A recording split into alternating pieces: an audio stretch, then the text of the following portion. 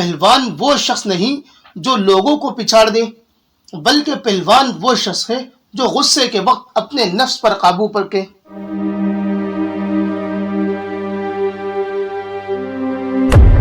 بسم اللہ الرحمن الرحیم۔ آج کا یہ عنوان حقیقی پہلوان کسے سمجھا جاتا ہے؟ عن ابی ہریرہ رضی اللہ تعالی عنہ قال قال رسول اللہ صلی اللہ علیہ وسلم لیس الشدید بالسرعۃ انما الشدید الذی یملک نفسہ عند الغضب۔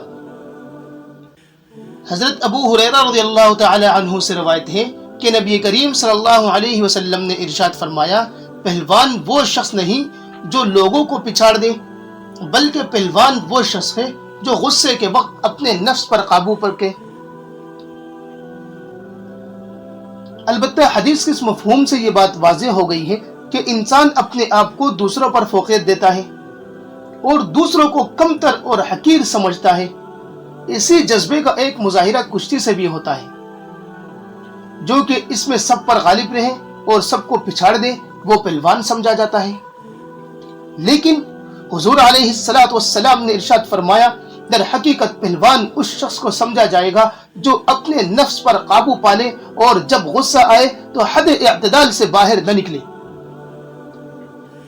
البتہ جو آدمی غصہ آنے پر بے قابو ہو جائے اور وہ کوئی امتیاز اور فوقیت نہیں رکھتا، وہ تو غصے کا پچھاڑا ہوا ہے۔ مثلا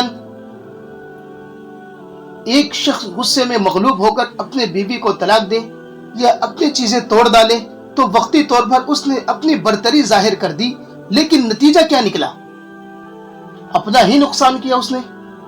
تو اس شخص نے وقتی جذبے پر قابو نہ پا کر اپنا نقصان کر لیا اور غصے میں آ کر اپنا گھر برباد کر لیا۔ یہ پہلوان نہیں۔ پہلوان تو وہی ہے جس نے انجام کو دیکھ کر اپنے جذبے پر غلبہ پا لیا اور غصے سے مغلوب نہ ہوا ہو۔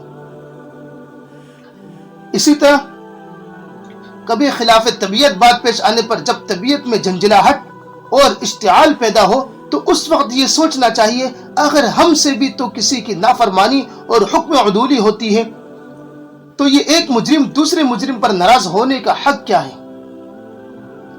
اور یہ بھی خیال کرنا چاہیے، ہر خوشگوار اور ناگوار بات اللہ تعالیٰ ہی کے حکم سے پیش آتی ہے، وہ ہر حالت میں ہماری عین حکمت بھی ہوتی ہے۔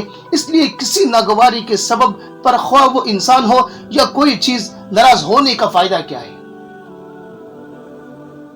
اور ایک طریقہ اس اشتعال پر قابو پانے کا یہ بھی ہے، جس پر غصہ آ رہا ہے اس کے سامنے سے ہٹ جائیں یا پھر اسے ہٹا دیا جائے۔ ایسے ہی اگر کھڑا ہے تو بیٹھ جائیں یا بیٹھا ہوا ہے تو کھڑے ہو جائیں، کیونکہ غصے میں قابو پانے کا ایک طریقہ یہ بہت بہترین ہے۔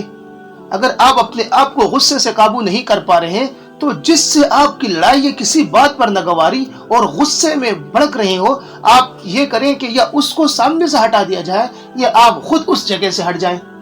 اگر اس جگہ سے ہٹنا دشوار ہو رہی ہو تو آپ جا کے اگر کھڑے ہیں تو بیٹھ جائیں، اگر بیٹھے ہوئے تو کھڑے ہو جائیں۔ اللہ کی ذات پر امید ہے کہ انشاءاللہ اللہ تعالیٰ غصے پر قابو رکھنے کی توفیق عطا فرمائیں گے۔ وما علینا الا البلاغ۔